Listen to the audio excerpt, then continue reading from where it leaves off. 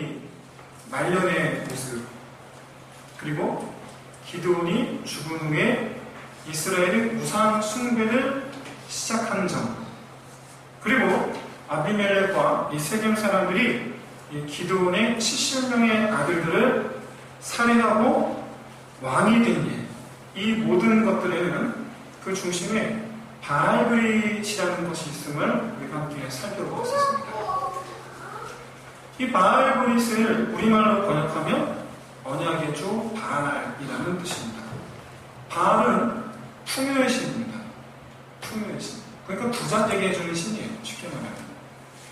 따라서 이 사사기 8장 29절부터 9장 6절까지의 이 내용은 이 물질적 풍요를 약속하는 이 바알을 이스라엘이 숭배하기 시작했다는 점, 그리고 이 이스라엘 차지하고 있는 이 가나안 땅에 이 바알의 지배가 시작되었다는 점에서 이 이스라엘 온 땅이 영적으로 점점 더 하나님으로부터 멀어지고 이 바알의 그림자가 점점 더 온 땅을 덮고 있다는 것을 보여준다라고 이제 지난주까지 제가 이렇게 말씀을 드렸습니다.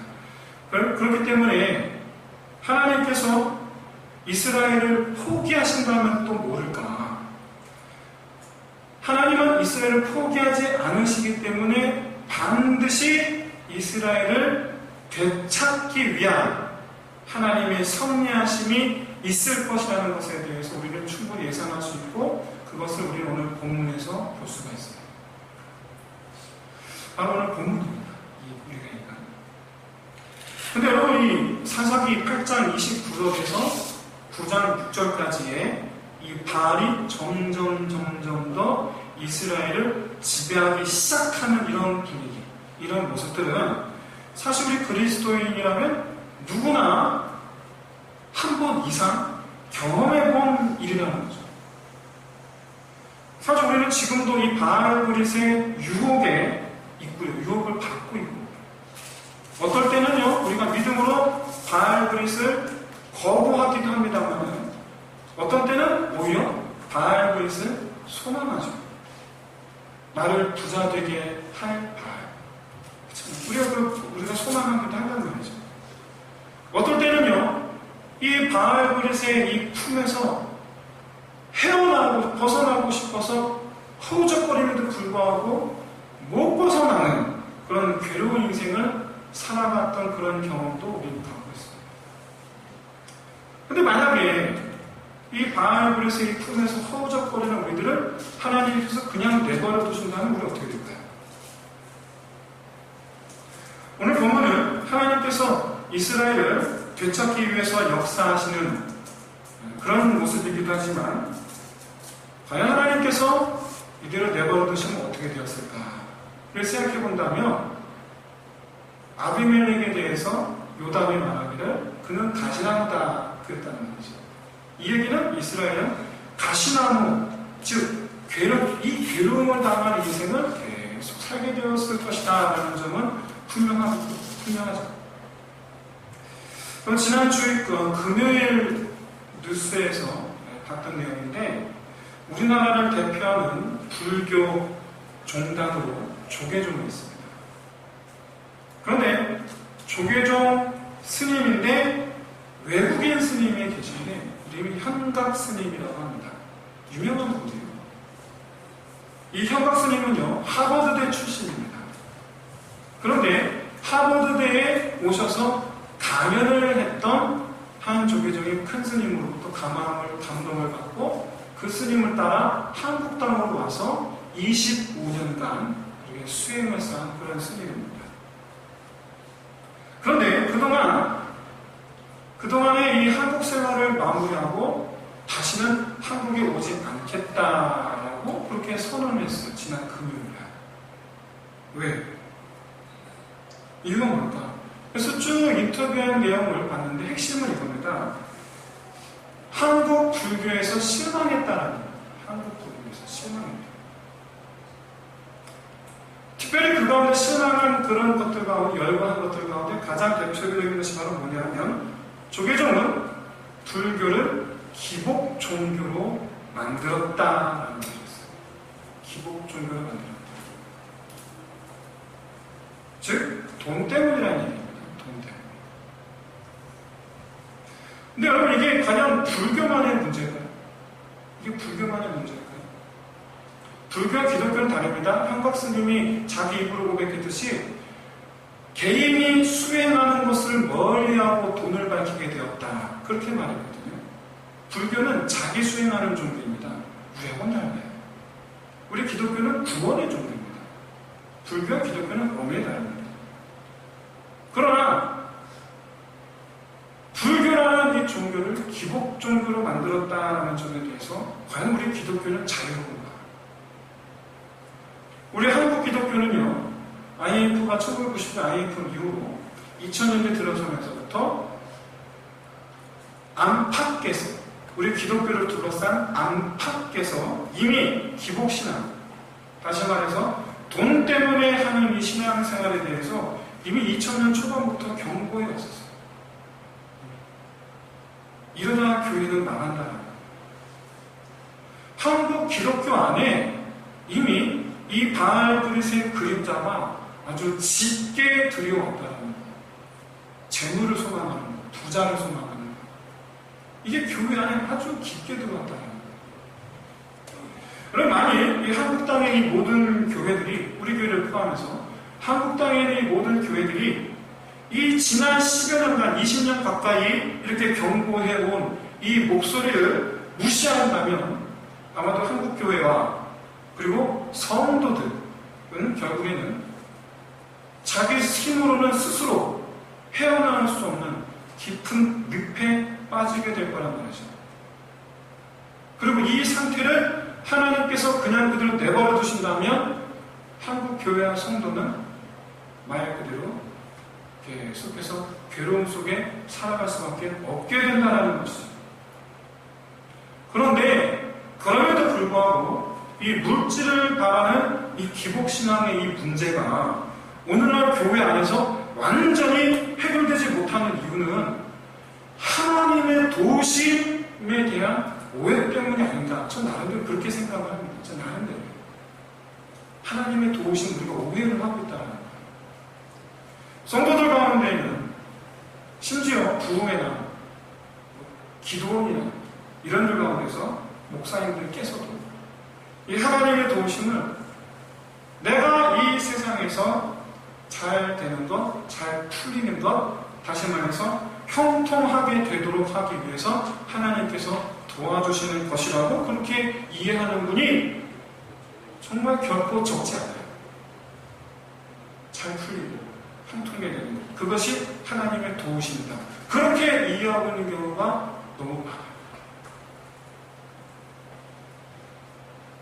좀 더 심각해지면 어떤 경우는 이 신앙의, 그렇기 때문에 이 신앙의 크기, 즉 하나님을 의지하는 이 마음의 크기를 헌금의 규모와 비례하는 것처럼 말하는 분도 계세요.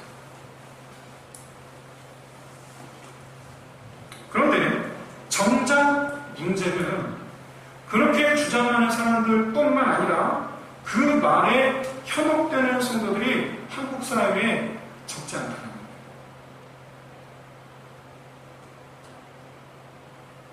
여러분, 이스라엘 땅에 바알브릿의 그림자가 짙게 깔려있다라는 것은 바알 숭배 그 자체가 문제라는 것이 아니고 그만큼 이스라엘 백성들이 기복주의에 너무나 쉽게 넘어가고 있다라는 것을 말하고 있습니다. 하나님은요, 바알브릿, 우상, 바알브릿을 무너뜨리고 없애버리는 것이 하나님의 목표가 아닙니다. 그게 목표가 아니에요. 왜냐하면 여러분, 바알은 실존하지도 않을 뿐더러 아무런 힘도 없는 그냥 나무조각 돌조각 뿐이거든요. 바알은 이스라엘 백성들이 바라는 것이 투영된 허구일 뿐이에요. 하나님의 목적은 우상 숭배하는 이스라엘이 회개하고 돌아오는 겁니다. 바알이 없어지는 게 아니고, 물론 포함하는 거겠지만, 우상 없애기가 아니라 이스라엘을 돌아오게 하기, 이게 하나님의 목적이에요. 히브리서 11장 1절에서 믿음은 바라는 것들의 실상이요 보이지 않는 것들의 증거라고 그렇게 말씀하고 있어요. 바라는 것이 나타나는 거예요. 만약에 현재 불교뿐만 아니라 천주교, 기독교까지 한국에 존재하는 이 종교들의 이 공통점이 기복주의라면, 실제로 그렇거든요. 기복주의라면 이건요, 사이비 이단 교주들이 이 무지한 사람들을 홀리는 것처럼 종교가 사람들을 그렇게 만드는 것이 아니고 사람들이 바라는 것들이 종교들을 통해서 그렇게 투영되는 것이라고 봐야 되는 거죠. 왜냐하면 교회는요, 성경은요, 성도들, 즉 믿는 자들, 하나님은 이스라엘을 부자 되게 하기 위해서 애굽 땅에서 가나안 땅으로 인도하는 것이 아니거든요. 그게 아니거든요. 시장 초 기독교는 기복주의가 아닙니다. 근데 교회가 그렇게 된 것은 우리가 다 그렇게 바라기 때문이에요. 교회가 사회를 끌어가는 것이 아니고 교회가 사회에 끌려가고 있는 거예요. 사랑하는 성도 여러분, 제가 이 시간 정말 심각한 질문 하나 드리겠습니다. 여러분들은 하나님께 무엇을 바라십니까? 하나님께 뭘 바라십니까?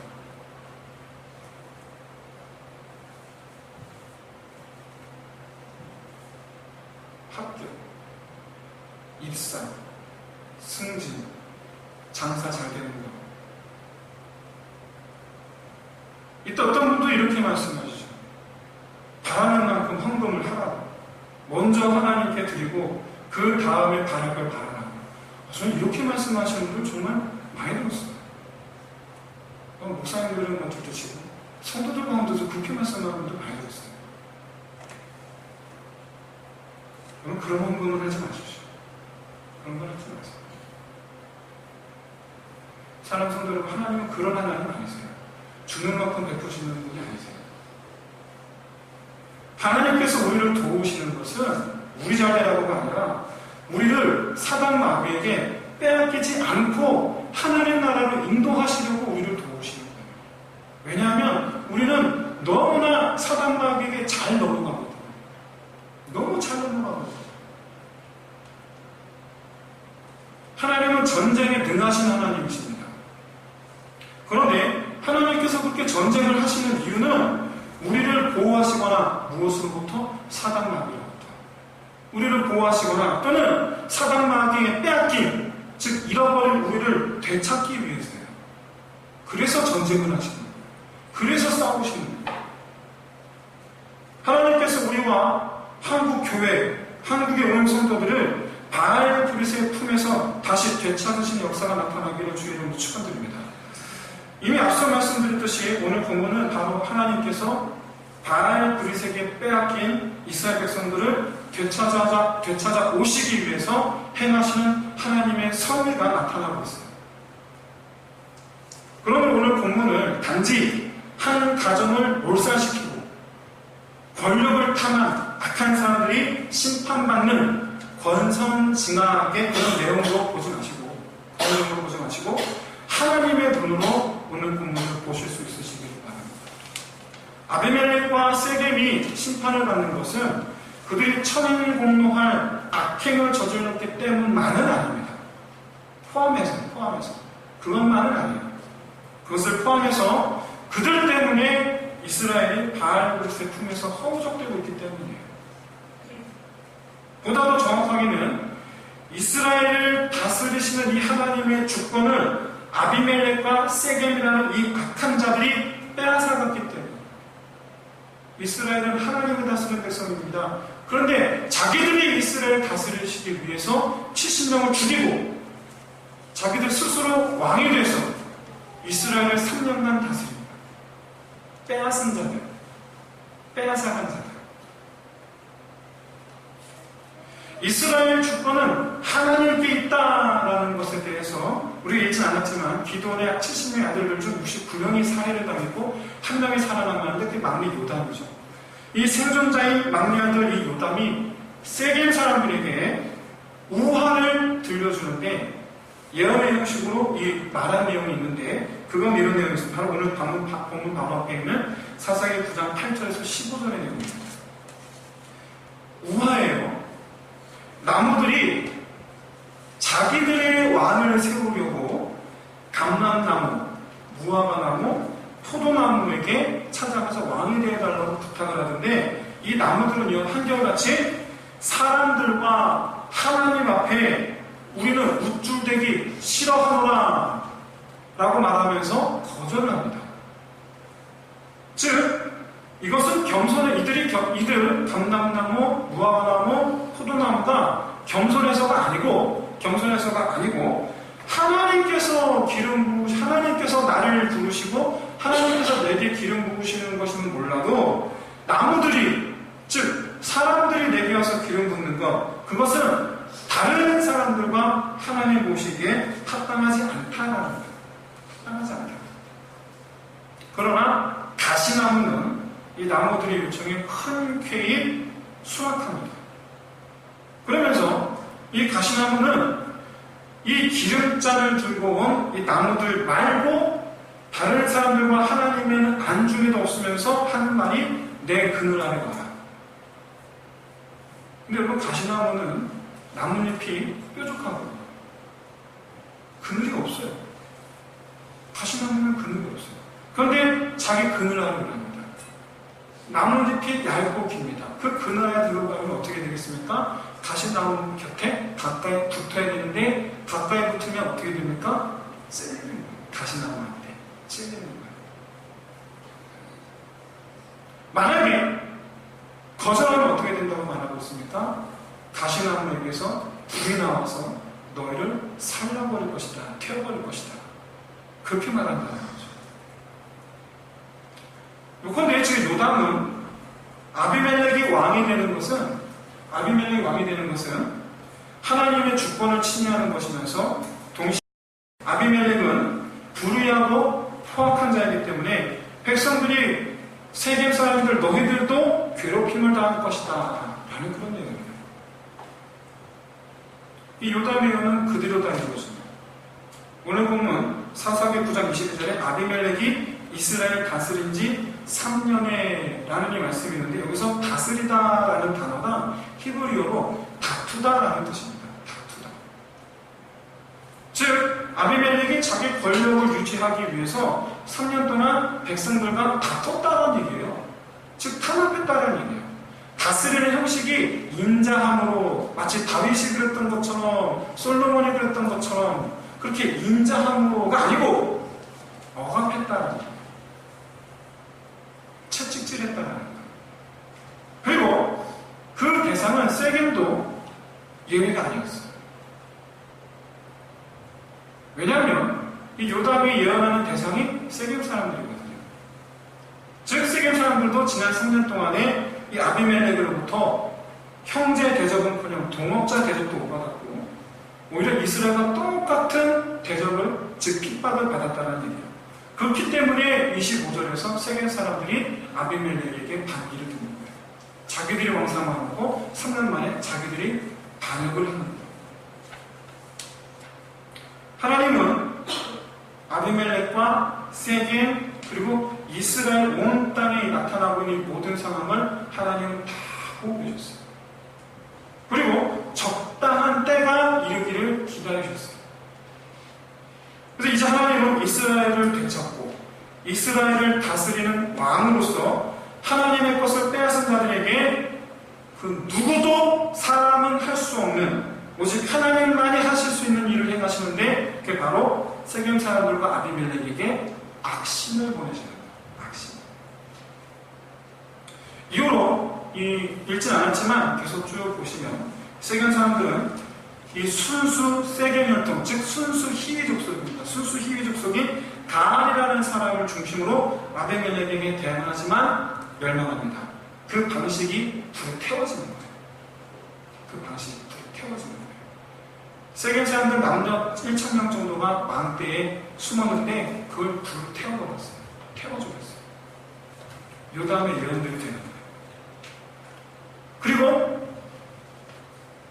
다시금 세겜 사람들을 가둬 가둬놓고 역시 마찬가지로 불로 태워서 죽이기 위해서 나무를 쌓던 가운데에 그런 과정에서 한 여인이 꼭대기에서 떨어뜨린 맷돌에 아비멜렉이 맞아서 그만 죽음합니다. 그렇게 해서 이 아비멜렉과 세겜 사람들에 의한 3년간의 이 폭정이 막을 내리게 돼요.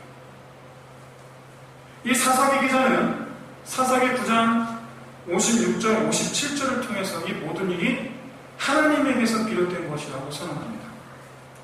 근데 여러분, 하나님께서 하신 일은요, 고작해야 악신을 보내시는 것 밖에는 없습니다. 악신을 보내셨을 뿐이에요. 그것밖에 하나님께서 하신 게 없어요. 그런데 악에 악을 더하셨을 뿐인데 그것이 멸망의 길로 들어가더라. 여러분, 악에 악을 더하면 멸망합니다. 거짓말에 거짓말을 더해보세요. 점점 더 망하게 됩니다. 참 요즘에 이 뉴스를 보면서 저는 참 이 사사기를 다시 한번 생각해보게 돼요. 지인고 검사장, 넥슨, 청와대 등등 이런 걸 보면서 참 사사기를 다시 한번 생각해보게 돼요. 악에 악을 더하면 망하는 것밖에 없어요. 분노는요, 분노를 낳고요. 싸움은요, 싸움을 낳아요. 그러다가 망해요. 하나님은 악한 자들에게 악신을 보여서 악에 악을 더하셨을 뿐이에요. 그랬더니 서로 망해요. 특별히 이 바알 브릿의 그것, 즉 풍요함, 재물. 여러분, 재물 그 자체가 멸망을 인도하는 게 아닙니다. 그것을 바라고 그것을 욕심냈기 때문에 멸망의 길로 가는 거예요. 야고보서 1장 14절 15절에서 오직 각 사람이 시험을 받는 것은 자기 욕심에 끌려 미혹됨이니 욕심이 잉태한 즉 죄를 낳고 죄가 장성한 즉 사망을 낳느니라 라고 말씀하고 있어요. 아비멜렉과 세겜 사람들이 욕심에 사로잡혀서 한 가정을 몰살시키고 하나님의, 그것도 그냥 한 가정에 내 친형제들이에요. 내 친형제들, 내 동생들인데 69명을 다 죽였어요. 그렇게 한 가정을 몰살시키고 하나님의 다스리심은 안중에도 두지 않고 결국에는 자기들끼리 서로 이스라엘 온 땅은 내 거네, 내가 다스리겠네, 그러다가 서로 싸우다가 이렇게 멸망하는 것이에요. 이건 우리 그리스도인들이 이 세상은 어떤 목적으로 살아가야 되는가를 보여주는 거예요. 여러분, 이 세상을 자기 욕심 채우려고 살아가는 사람들이 얼마나 많습니까? 다른 사람의 눈에서 눈물을 흘리게 하면서 자기는 바알 그릇을 쫓아 사는 사람들은 얼마나 많아요. 오늘 본문의 밑바탕에는요, 한 사람의 한 맺힌 절규가 있어요. 요담이죠.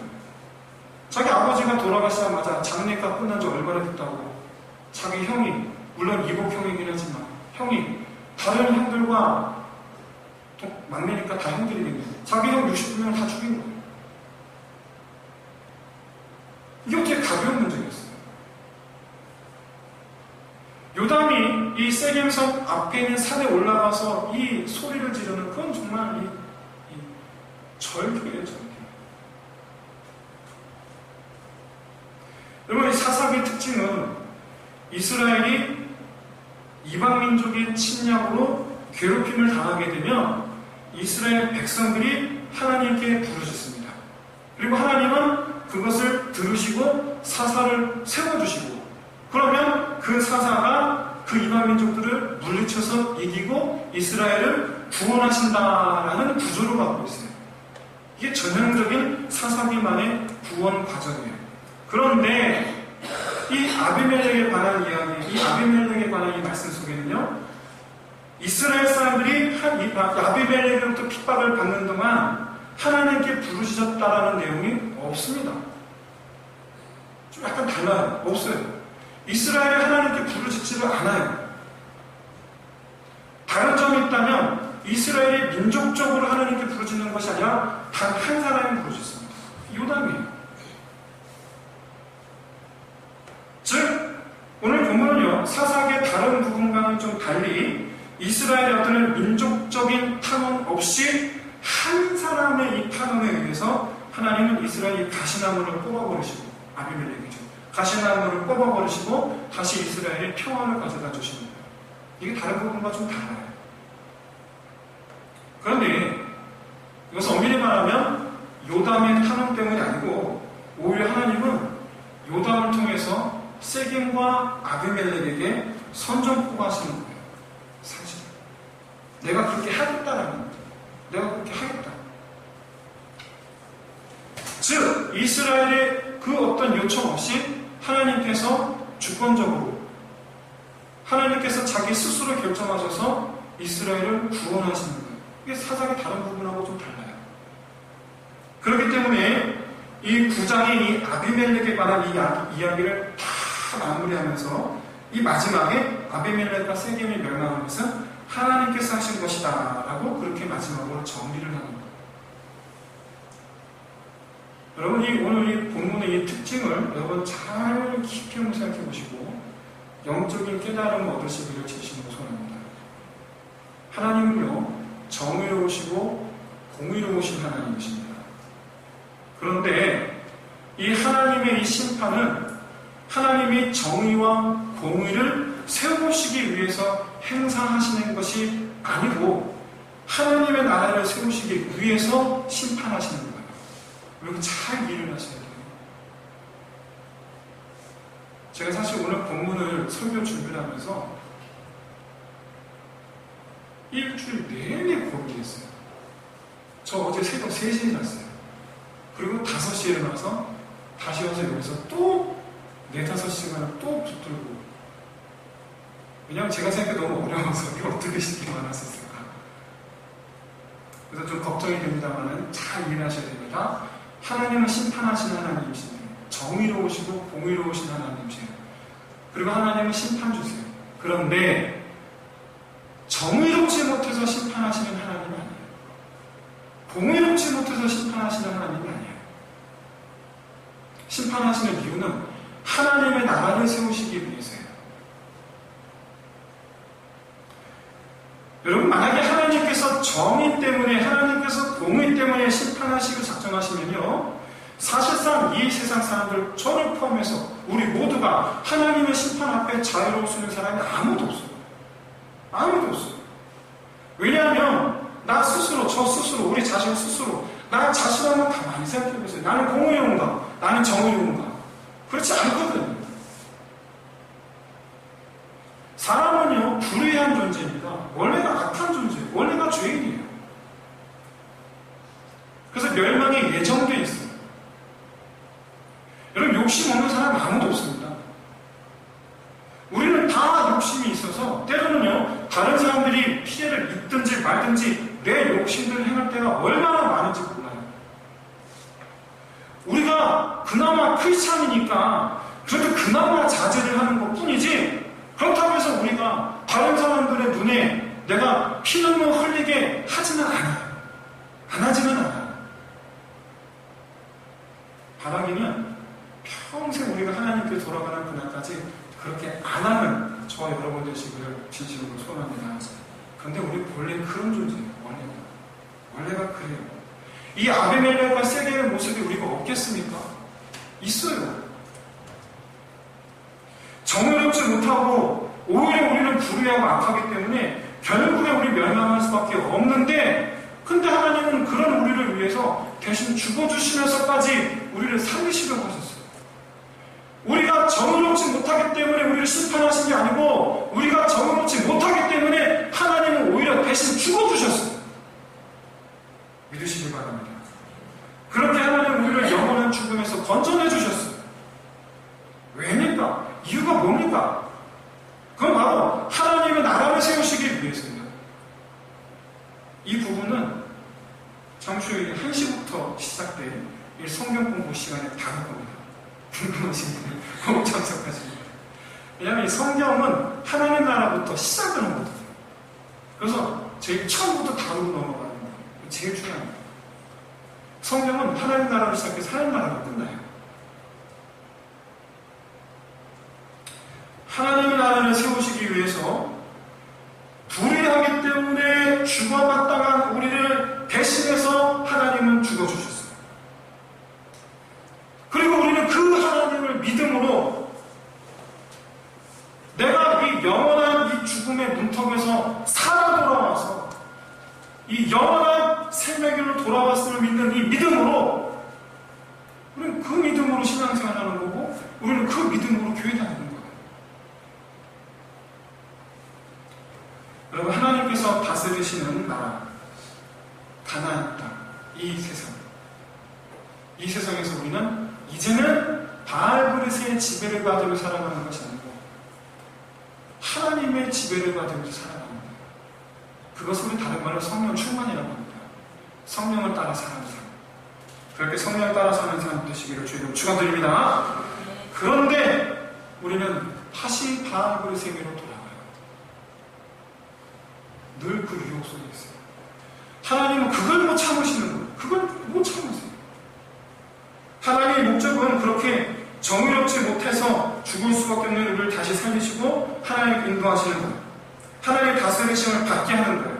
이를 위해서 하나님은 주권적으로 역사하시는 거예요. 요담의 저주를 통한 이 하나님의 선포는 내 걸 되찾겠다라는 거예요. 내 걸 되찾겠다. 누구로부터? 아비멜렉의 손으로부터, 세겜의 손으로부터. 이스라엘을 구원하시기 위해서라기보다는 요담의 억울함을 풀어주기 위해서라기보다는 하나님은 자기 것 찾기 위해서 오늘 싸우시는 거예요. 그 방법이 악신을 보내시는 거예요. 악의 악을 더하시는 거예요. 사랑하는 성도 여러분, 우리도 이 하나님의 싸움에 동참하시길 진심으로 소원합니다.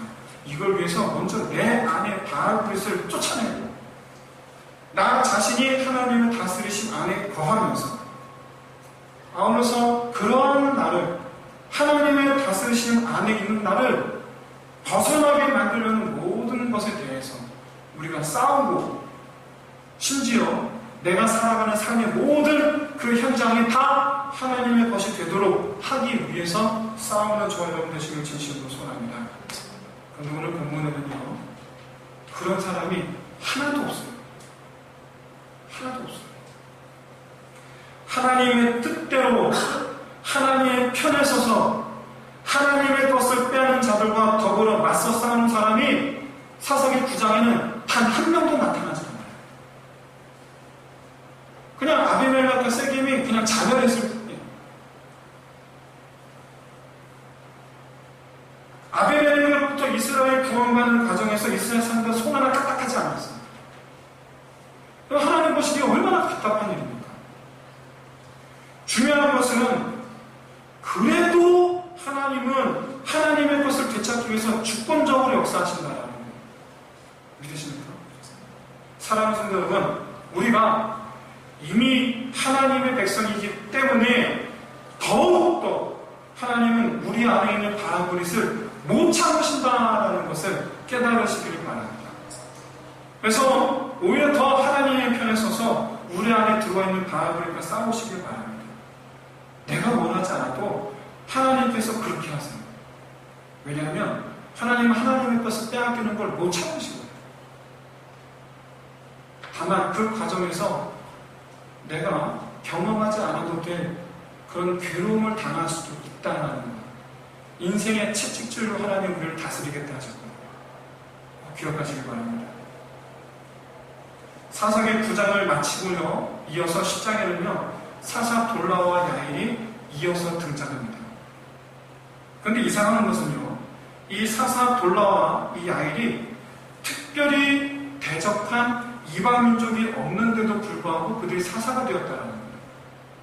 즉 이스라엘이 어떤 대적이 있어서 그들의 손으로부터 구원을 받아야 할 필요가 있는 상황이 아닌데도 불구하고 구원자라는 뜻인 연이어서 연달아 세워진다는 거예요. 이유가 뭘까요?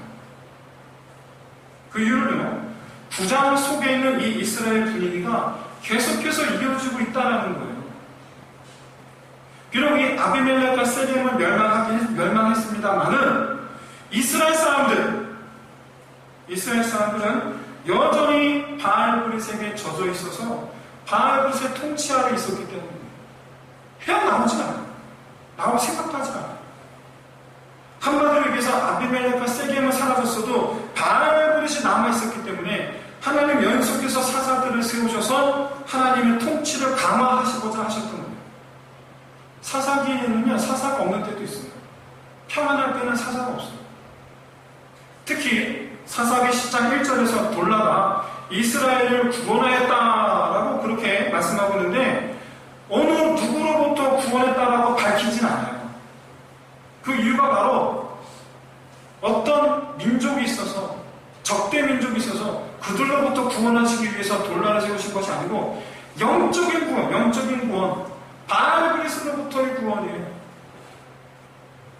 그것을 위해서 돌라를 세우셨다라는, 야일을 세우셨다라는 거예요. 둘이 합쳐 45년입니다.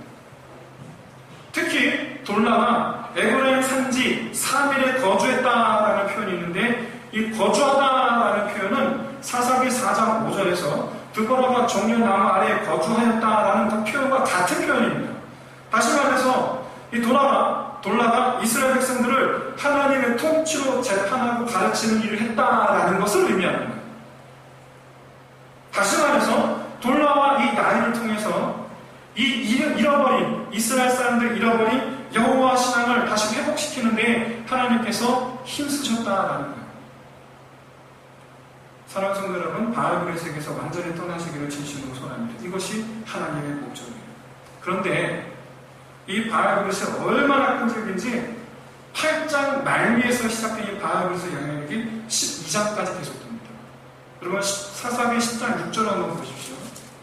하나님께서 돌라와 야일 두 사사를 보내셨음에도 불구하고 이스라엘은 바알에게서 떠나지도 않았을 뿐만 아니라 오히려 더 많은 우상들을 섬깁니다. 사랑하는 성도 여러분, 뿌리를 뽑으셔야 돼요. 뿌리를 뽑아야 돼요. 우리 안에 있는 이 바알그릇의 유혹은요, 밟아도 뿌리를 뽑는 잔디처럼 죽지를 쉽게 죽지를 않아요. 이 바알그릇의 그림자가 얼마나 우리를 피폐하게 만들고 우리를 얼마나 악하게 만드는지 여러분 사사기 9장에서 여러분 보셨다면 여러분 굳이 깨달으시기를 바라고 우리 안에 있는 이 바알의 그릇의 뿌리를 완전히 뽑아버리게 되시기를 진심으로 소원합니다. 하나님께서 강권적으로 이렇게 역사하실 줄 믿습니다. 역시 우리 찬송가 우리 314장인데 우리